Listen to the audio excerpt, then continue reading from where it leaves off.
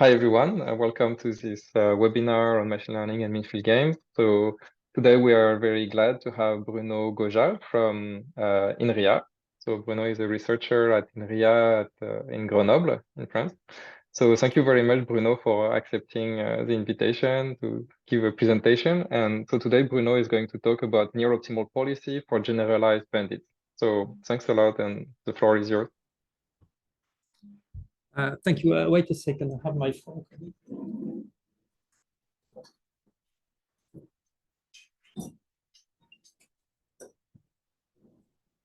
Yes, sorry. So thank you very much for the invitation. From what I said, Mathieu, before, I have changed my title a little bit. So I will not talk about bandits in my talk. I'll talk about generalized bandits, but you'll see it's almost the same thing. And the bandits was our previous work with Nicolas and Chen, and this is our latest work. This is a joint work, as I just said, with Nicolas Gast and Chen Yan. So Nicolas is also research in Grenoble, and Chen Yan is a postdoc in Avignon, and used to be a PhD student with us. So this is something we did during his stay with us. All right, so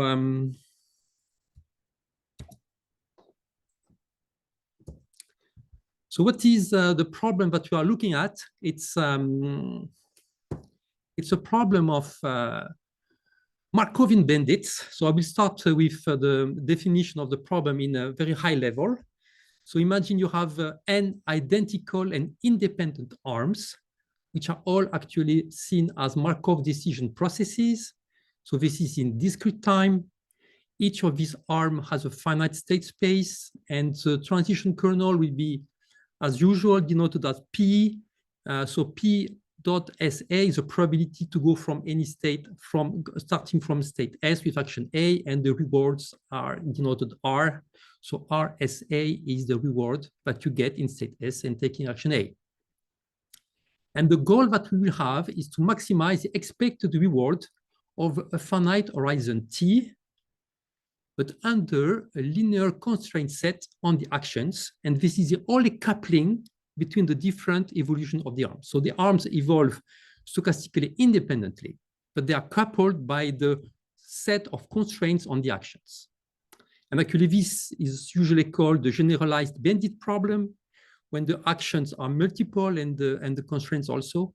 But sometimes it's also called weakly coupled MDPs, weakly because the coupling is only through the actions. And so in my talk, I'll be using both terms indifferently.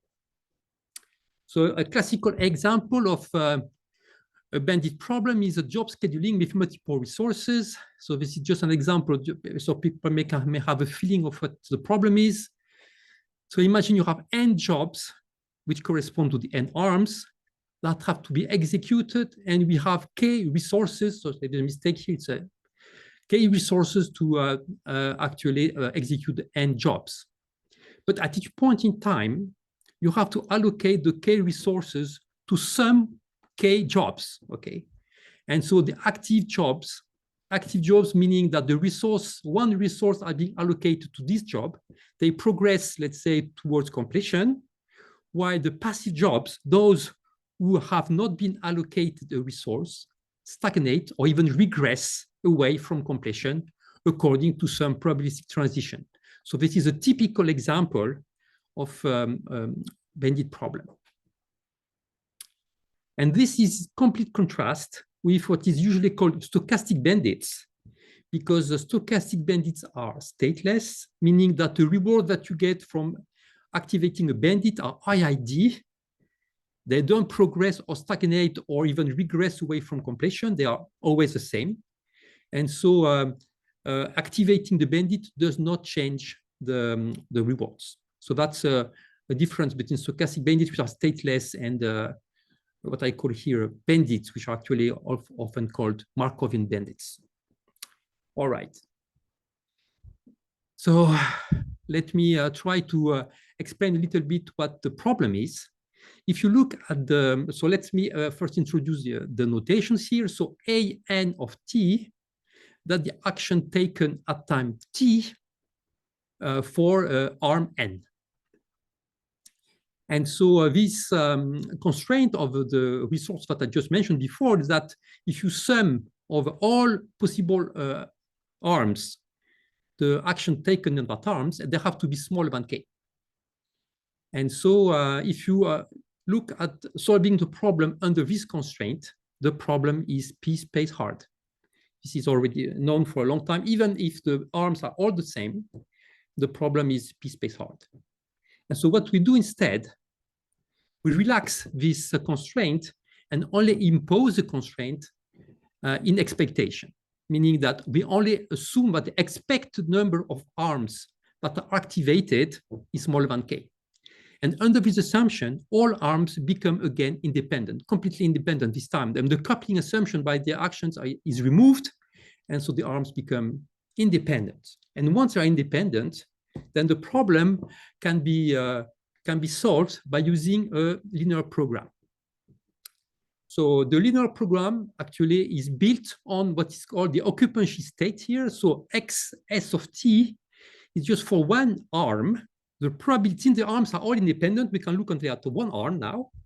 And so xs of t, the probability that the arm at time t is in state s. And here is any arm, okay? And y is the allocation of the actions over the states. So ys a of t is a probability that the arm is in state s and action a is taken. Okay, so that's the two main variables of the LP. And so now, once you have introduced these two quantities, S and Y, then you can actually write the optimization problem as LP. So meaning that you want to maximize the sum of the RSA times YSA over time, under the conditions that actually the first condition here says that the state evolves according to the Markovian matrix P. The second constraint is that actually the sum of the resources of all states have to be, of all actions have to be equal to the number of probability of the arm to be in state X. And then the last two constraints are the first one is the initial condition, and the last one is the relaxed budget constraint. And so this is easy to solve, and then you can actually solve this just by solving the LP. And how is completely common in mean field approaches, actually the probabilities, when you go back to the original system, they are seen as proportions. So instead of using variable x to be the probability to be in state S, then we again introduce the random variable x s n of t, which is a proportion of arms in state S at time t. And the same goes with the allocation of actions. So y s a n of t is a proportion of arms in state S for which action A is taken. So this is a way to move from the, let's say, mean field LP to the actual problem with a finite number of arms. And so this is what the problem is. So you start with the original problem, which is hard to solve. You introduce this relaxation of the constraints. You can solve easily this problem. And so V relaxed here means this is a value of the relaxed problem, okay? Once you get this value, it also gives you the optimal state X star and the optimal Y star, which are, again, probabilities here.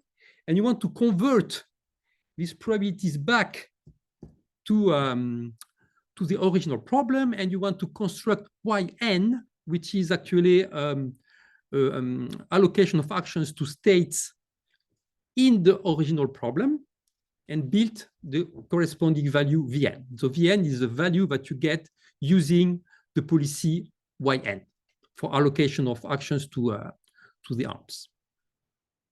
And the main difficulty, of course, is that you cannot choose Yn equals of Y star because of integrity problems. And once you cannot choose this, then you have a growing gap between the actual optimal state X star and what you get Xn, which is the actual state you get using allocation Yn. And this gap grows further and further, introducing a further discrepancy in yt plus 1 and so forth. So the problem here is how to is solving this problem in a way which you can control the mistake you make moving from from time t to time t plus 1. So let me first tell you a little bit about references on this problem. So in the infinite horizon case for bandits, it has been known for a long time that index policies are actually a very good heuristics to solve them. So this was introduced by Gittings and Whittle in the late 70s, 80s, and then it was very studied during the 90s and 20s by Nino Mora. They have been proved to be asymptotically optimal by Weber and Weiss under some technical conditions. And what we did with Nicolas and Chen in 2022 is prove that actually these index policies can be computed efficiently, and that they become, in 2021, we also proved they become optimal exponentially fast under some technical conditions. And one of these conditions is what you call UGAP, Uniform Global Attraction Property. And the very recent work of Xizhen and Wang proved that you can actually prove optimality without this UGAP property. For the finite horizon, index policies are not as easy to actually to construct to be near optimal, and we have actually shown that these kind of indexes are not always optimal. These are papers by Brandon Smith and Frazier. But these LP policies, actually, they can also become optimal exponentially fast. And this is a paper with Nicola and Chen Yan in 2022. As for the generalized or weakly coupled MDPs problems, so this has been actually studied early in the year 2000 by introducing what is called the relaxation of weakly coupled stochastic dynamic programming, which is the same as weakly coupled MDPs. Asymptotic optimality in generalized bandits has been shown by Zayas-Gaban, Yazin, and Wang in 2017, and re-optimized fluid approach with a conversion rate of T cube of the square root of n is shown in Brown, Zhang, and Frazier in 2023. So it's a quite recent paper. And what I will be talking today is our paper, which is quite recent, which is how to solve nearly optimal with weakly coupled MDPs by using re-optimization. And this is actually the subject of my talk here. So let me first give you a high-level idea of what re-optimization means here. So actually, most solutions that have been provided in the past, they provide more or less sophisticated constructions of Yn, so the allocation of actions in through by transforming Y star, which is a solution of the LP, into these actions Yn. And these Yns are taken in state Xn, and we make sure that they also satisfy the constraints. And the problem is, as I said, that the gap between the X and T and the X star T may grow with time. And so here we use another approach where the constraints are satisfied by design and by resolving the LP at every step. So I will illustrate this construction through a drawing. So imagine that here I have drawn, I mean, this curve is just an illustration, okay? It represents the solution of the LP, okay? So actually, the solution of the LP is not continuous in time, so it's only given, points at time 0, 1, 2, 3, 4, and so forth. But I represented it as a smooth curve here, just to make an illustration of the fact that it's a deterministic value. And so the smooth curve only means deterministic here. But actually, the only values that matter are the values at the integer points in time. All right? And so the usual way to solve it is to construct xnt, which is an approximation of x, trying to make, that actually is feasible over n arms where n is finite. And the challenge is to actually prove some guarantees on xn and to construct what I illustrate as a tube. So the gray curves actually form a tube along the optimal solution x star. And the problem is to actually find this kind of tube and to guarantee that in expectation, the blue values actually stay within this tube. But as is illustrated in this curve here, the size of the tube may decrease when n grows, which is what the mean field theory says, but the size of the tube increases with time. So at time 0, of course, the tube is exact because we know the value, but over time, the tube increases. And actually, the solution we gave with Nicolas and Chen in the past, actually, the gap that we can prove grows exponentially with time. It's based on the Grandval kind of inequality. And so even though it decreases with the number of arms, it increases exponentially fast with time. And so let me try to illustrate what reoptimization is here. So we start with the same initial solution of the LP. And here I have given my tubes that are guaranteed with the previous approaches. But here, instead of computing the whole trajectory for a finite number of arms, we only start with the initial condition and its implication at time 1. So at time 1, we get a new state, which is the number of arms in each of the states at time 1, given by the indication given by y star. And from here, I forget about the initial LP, and I resolve my LP starting with a new initial point. I recompute the LP starting with new initial point, and this looks nicer because since the time has decreased and I have only 3, my horizon has decreased by 1, and so my tube over which the solution can be guaranteed gets smaller. But since I resolve every time, this tube is useless here. Instead, what I want to control is the gap between the new LP starting at a new state x1 and the original LP, which is the original red line x star. So instead of controlling the tube over time, we want to control the solution of the LP starting with a slightly different initial point. And that will be what the proof goes on about. All right, so that's the illustration of the idea. I hope you get it. Now let me dwell into the technical things. And so a little bit of notation first. So I will be more specific about what I call a generalized bandit. And so a generalized bandit, as I said before, you can see this as a bandit with multi-actions and multi-constraints.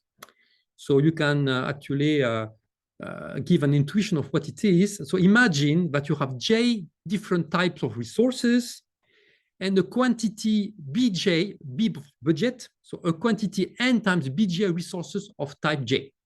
Okay, that's the total quantity of resources that you get initially for all resources. And this is static, doesn't change over time. And now, these are the resources. And whenever you take an action A in the state X, this will demand an amount dj xa of resource J. And so we add a slight, a non-general action, which is action 0, and we assume, you will see why this is useful in the rest. We assume that there is a special action 0 that consumes no resources. So meaning that if I take action 0, then my demand is 0. All right. So dj is a positive quantity and gives me how many resource of type J I use when I take action A in state X. And so the set of feasible actions, of course, is if my bandits are in state X1 up to Xn, and the set of actions which are actually feasible is C of X, and which are all possible actions such that the sum of the demands does not excess the budget. So the equation that is given here simply says that the demands do not excess, and this is true for all j, for all resources. And so these are the constraints that we input, we add in the problem. I hope it's clear. And so now what is the problem that we want to solve? So it's the same as before, except that now I want still to optimize the expected value of the t steps of my reward, which are r times y. And the constraints are the same. Initial condition that at time 0, my state has to be equal to the initial state. The states follow the Markovian transitions given by the allocation of resources y, and the y have to respect the resource constraints. So this is just given here as y n of t belongs to this c of x, which are the constraints in state x. Okay, and so again, if I go to the relaxed version of this problem, it becomes a linear program because the constraint, the resource constraints are linear constraints, and so you can come up with the LP that actually solve a relaxed version of this problem, and I do the same as before. But again, the idea of resolving is the following. So at each time epoch, I solve a new LP starting with a new initial point xn of t over the horizon t minus t, because I have reduced the horizon by one more step. And this guarantees that the newly computed yt actually corresponds exactly to the solution y star up to integrity problems. And then it's in the constraint set and by initial mass condition conservation, and therefore we can continue like that. So the only problem with this is that, okay, the solution y star of 0 may not be integer. And so to convert it into actually implementable allocations of actions on states, you have to do some rounding. And so we use the very easy rounding, the easiest possible rounding that you can imagine. So if n times y, which is the solution of the LP, is not an integer, a simple way, a star here means that in the end of my talk, I will actually give you some way to actually make it more sophisticated. A way to implement a feasible solution is to use to make it integer. So I mean, I just do rounding. So I take the floor, the smallest integer below the actually recommendation, and this is how I allocate action A, and the rest I allocate to 0. And this is always feasible because, as I said before, action 0 does not consume any constraints, and so this solution is always below y star, and therefore is feasible. So actually the only usefulness of action 0 is to make sure that this kind of construction is actually feasible. So that's a way to go from the LP to a solution with n arms. So let me write it as a program. So this is the LP update algorithm. So start with x0 of n equals x, the initial given state, and then I go from time 0 to time t minus 1. So I do t steps. So I solve the LP with parameters at any time t. I solve the LP with initial parameters xt. So this is the initial point reached by my program over t minus t steps. I output y star, and then this y star is transformed only for time t into a feasible solution by the rounding procedure I just mentioned before. Once I have constructed yn, I use actions recommended by yn over all arms to advance to the next state. And so this is what the algorithm does. So I will call the algorithm is called LP update because at each time I update my LP and resolve it. So v n LP xt, this is a value given by the algorithm that I just presented over t steps. And by definition, of course, this value is smaller than optimal value you can get because this is a specific feasible solution. So it's smaller than the optimal value. And the optimal value itself is smaller than the relaxed value given by the LP, because the constraints here are relaxed with respect to the constraint here. So this value here is actually larger than this one and larger than this one. And in the rest, I will actually try to control the gap between LP update and the relaxed value. And this is what my theorem says. So my theorem says that I can actually control the gap between these two quantities, and the gap has two terms.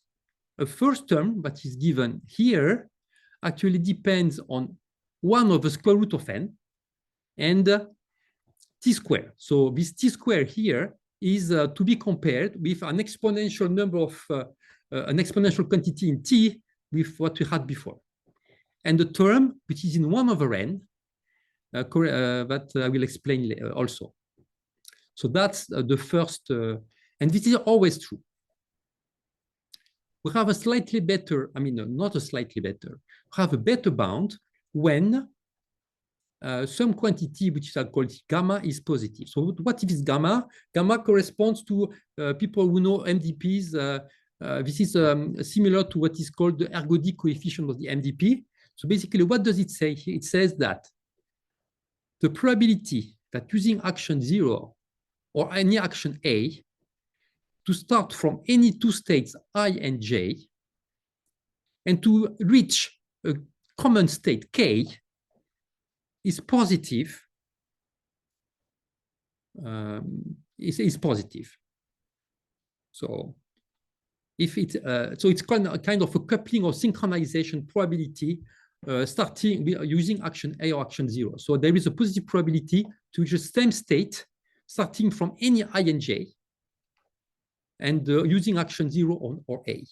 So if this is positive, which is not always true, of course, then we can actually prove a better bound, replacing the t square in the bound before as t over gamma, t over 2 gamma here in the new bound. So the gap is either quadratic in t or linear in t, depending on whether the ergodic coefficient is positive or 0. Did I do here a mistake? Okay. And we can also prove that this kind of bound are tight in the order 1 over square root of n. So it's in order of magnitude tight. So we can prove, we can find some examples for which the gap is larger than c over square root of n, where c is some constant. So these kind of bounds are actually tight. And I want to give you an idea of how this is proven.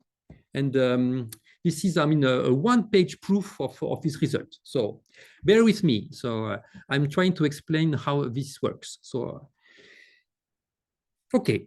So I start with the first term here. So I start at time t, and at time t, my state is xn of t. I have to compute the value starting from this value at time t for t minus t steps. And this quantity VLP update is the value obtained by the algorithm.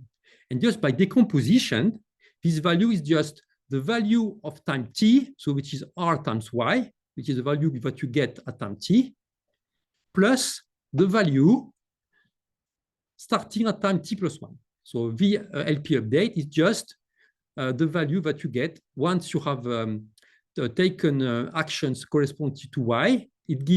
It transforms the state into xt plus 1, and then you apply the algorithm again. So this is just the iterative functioning of the algorithm. As for VREL, which is a relaxed value of the LP, starting with the same state. So this is the idea which is new here from what we had before, that we have the same state here and here. The principle of optimality tells you that it's just the immediate cost plus the optimal cost at the next step. And so here, phi of y is just the transformation of y through the transition matrices. So that's just a linear operator here that transforms y multiplying by the transition matrix. And so this equation comes from the principle of optimality. And now we want to compute the gap between these two quantities. And so what to do so, we look at the gap, so the gap between the two, and we make the difference of the gaps between time t and t plus 1. And so if we look at the difference of the gaps between time t plus 1 and t, so we get the difference of the immediate rewards at time t, which is term A here, and then the difference between the values at the next step. So the quantity VLP update at time t plus 1 actually cancels out between time t and t plus 1, and we are left with the relaxed value starting at state xt plus 1 and the relaxed value starting at the transformed through the property transitions of yt. So we are left with these two terms, and now we will bound them. And so the first term here, the bound is easy because it's just a rounding, because remember that yn is just a rounding of y. And so by construction of yn, this quantity is smaller than 1 over n, which is a big due to the rounding, times the number of points, which are d times a, d being the size of the state space, and r max, which is coming from r here. So bounding this is just immediate, and this is just due to rounding. And now, to bound this quantity here, we will actually use the fact that the relaxed value v at xt is actually Lipschitz continuous, and this constant is a minimum between t and 1 over gamma, t over 2 and 1 over 2 gamma. Actually, proving that this function was Lipschitz continuous has eluded us for some time. So we thought it was true, but we couldn't actually prove it easily. And the proof is a little bit tedious and requires to transform the state x into the individual state of all the arms. And this is how the proof works. The proof is a little bit tricky. You have to transform back the mean field state into the detailed states in all arms. And once you do that, you use MDP theory actually to prove that VREL is Lipschitz continuous by just deriving the Bellman equation. And this is how we prove Lipschitz continuity. And so once we have that, once we have proven that the relaxed value is Lipschitz continuous, then this term is easily bounded by the Lipschitz coefficient times the difference between the state at time t plus 1 and the transform of yt given xt. Okay, if I didn't have the norm here, this expected value would be 0, okay? But introducing the norm, actually you can prove, this is a very classical argument, seeing that this quantity is just the sum of n uniform random variables. So, and using Cauchy-Schwarz inequality, you can actually prove that the expectation of the norm is smaller than square root of d over square root of n. And this is the end of the proof. So bounding this by square root of n gives you the second term. So the first term in 1 over n comes from the rounding, and the second term, 1 over square root of n, comes from Lipschitz condition, Lipschitz property of the relaxed value, and this bound on the gap between the expected value and the actual random variable. So these curves here actually show you the gain of using our update compared with solutions based on the previous ideas that you can solve the LP only once and get an approximation of the whole trajectory and try to control the gap. And as I said before, if you do that, the gap will grow exponentially fast in t. So here the curve actually shows that. So let me explain a little bit what they show. And the green curve here is the previous solution using a single solution of the LP, okay? And using a number of arms here is 10,000. So with 10,000 arms, and you get the optimality gap, you see the gap, and here this is the time horizon. So this is acceptable with 10,000 arms. This solution is acceptable up to, let's say, times 6. So if you do 6, if you do 6 steps, then the optimal solution is kind of close to the optimal one. But then you see it grows exponentially fast and becomes. And so instead of you say, okay, if this is we don't care because I mean my asymptotics is in n, so t is fixed. But then you say, okay, then I will just change my n and go to n equals 100,000. So this is for n equals 100,000, and you see, okay, it gets better, but it becomes acceptable up to, let's say, t equals 8, but then after that, it becomes very, very bad also. So the gain you get by multiplying the number of arms by 10 is not much. And look at the difference with our solutions. Our solutions are actually here, they look at 0. They look like 0 when you compare these two. And so this is a zoom of the previous curve. And you see that actually this is for n equals 10,000. This is for n equals 100,000. And you see that they both grow more or less linearly in time. And they are acceptable even for very large horizons. So here the gap is 0.04 only with horizon 20. So the gain of resolving is actually extremely high when you want to solve over a very large time horizon. Actually, this is not the end of things, and so we can improve on this LP update. And I will explain now how we can actually do that. The problem with the LP update, you can say, is that you have to solve one LP at each time, okay? And this may be costly if solving the LP is costly because you have many states and maybe many actions. So you have many variables in your LP, and maybe solving it is kind of very heavy in terms of time complexity. So can we do that? Can we do better? And actually, this is our attempt to do better. And this will only work for certain kind of problems which we call non-degenerate. So let me try to explain a little bit what is a non-degenerate problem. So here I have represented my LP.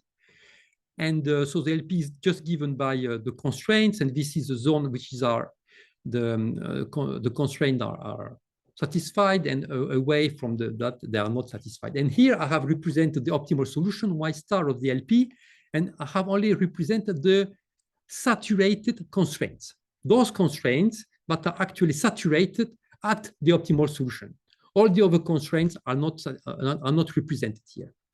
And I represent two cases. This is dimension 2. In dimension 2, you may have only 2 constraints that are saturated, or you may have many other constraints which are saturated. Here you see that you have 3 constraints which are saturated because the 3 of them are actually at equality at the optimal point. But you can see there is a difference, right, between this and this, because this is kind of the classical case where the number of constraints that are saturated is equal to the dimension of the space. And in that case, you have more constraints that are saturated corresponding to dimension of the space. And now, as I said, we want to control what happens when you change a little bit the initial condition in the program. And look, I have represented the same problem as before here, but I change a little bit the initial conditions. So if I change a little bit in the initial condition in the first case, then the saturated constraint will be the same as before. The same constraints will be saturated, and the solution will be actually shifted by some linear quantity.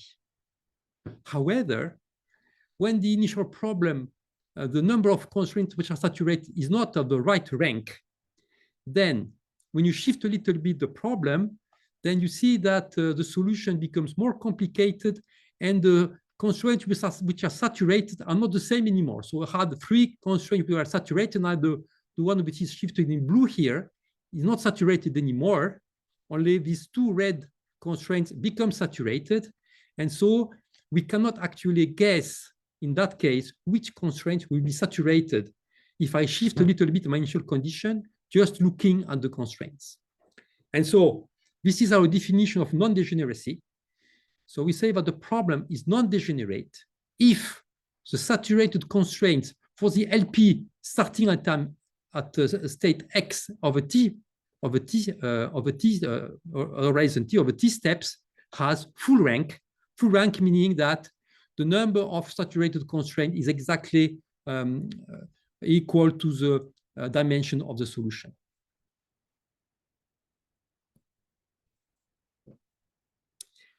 So non-degeneracy actually is not new. It was also used by in the paper of Zhang and Al in 2022, and but their definition of non-degeneracy is not as general as ours. And if you look at their definition, basically it corresponds more or less as asking whether a single resource constraint is saturated at each time. And while our case is just full rank, so it's a more general constraint, and we run several experiments and to check the difference between the two conditions. So here I have randomly generated generalized bandits, and we assume that the transition matrices of all actions are dense, and this is dimension of the number of states of each arm. And we look at the proportion of instances that are non-degenerate.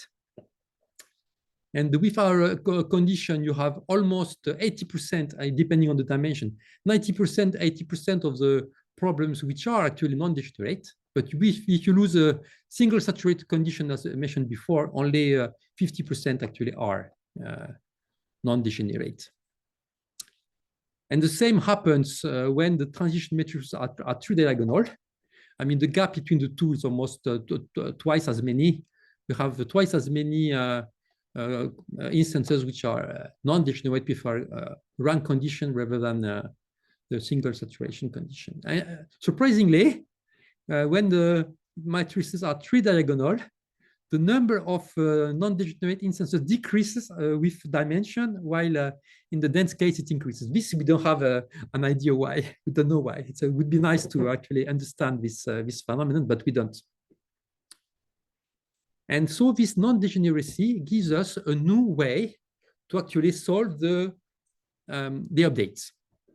So here's what we do. So again, we start with the initial condition x0, and we iterate over time, and we do the following. If the constraints which are saturated have full rank, we compute the new solution by linearity. As I said before, when the constraints are constrained, we can actually find the solution by linearity. Else, we resolve the LP to get Y. So we only solve the LP in extenso when the saturated constraints do not have rank. And again, we use the same rounding as before and do the same Y. So this new improved algorithm solves less LP than before. But does it have good performances? Actually, it's even better in terms of the gap with the value of the relaxed problem. So if you look at the case of when the problem is non-degenerate, then the gap between the value that we get with the new program and the relaxed value, then now it decreases in 1 over n instead of decreasing in 1 over square root of n as before. And again, we have this bound is order tight in terms of n. So let me try to explain you why this is true. Actually, this is how the proof works. So imagine that the problem is non-degenerate.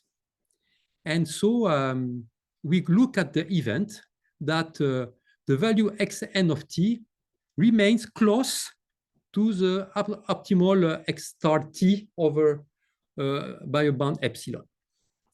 And this epsilon is chosen so that all problems starting with xt are also full rank if xt is full rank. So that's how epsilon is chosen. Epsilon is the slack of all non-saturated constraints. And by the concentration inequalities, we can show that since when n grows large, xn will remain close to x star with a probability at least exponentially small in n. So the gap, this event has a very large, one minus is missing here. So under this event epsilon, algorithm 1 and 2 are identical. They provide the same solutions. And so we can again compute the difference of the gaps as before. So we have this term A. Remember that term A is just a rounding. So the rounding has a gap 1 over n because yn and y differ by at most 1 over n. And now we have term B. But you know, since in the non-degenerate case around xt, the LP actually is locally linear, then this expectation under event E is equal to 0. Because if V, the relaxed value is a linear function, so and the expectation of x equals phi of t, and so this quantity disappears with probability 1 minus this exponentially small quantity. And so the only term that dominates now is the rounding term in the case where the problem is non-degenerate. So we have run some examples to see whether this actually gap is shown in the examples. And so we ran both the occupancy measure policy that I told you before that was bad because the gap grows exponentially in t, and our solution. And we did this for a degenerate problem. And this is a log-log scale here. So 1 over square root of n means that the slope has to be like minus 1/2. So the slope are both one. You see, I mean, our solution is better, of course. The t here, I think, is fixed to 10. So our solution is better than the occupancy measure, and they both decrease like 1 over square root of n for this degenerate problem. But now we run this for non-degenerate case. And you see that the occupancy measure does not exploit non-degeneracy at all. The gap remains with a slope minus 1/2. And our solution, when we fit with the best 1 over n curve, you see that it actually fits and it decreases as a minus 1 over n. I mean, the slope is minus 1. So actually, this gap is actually seen also in the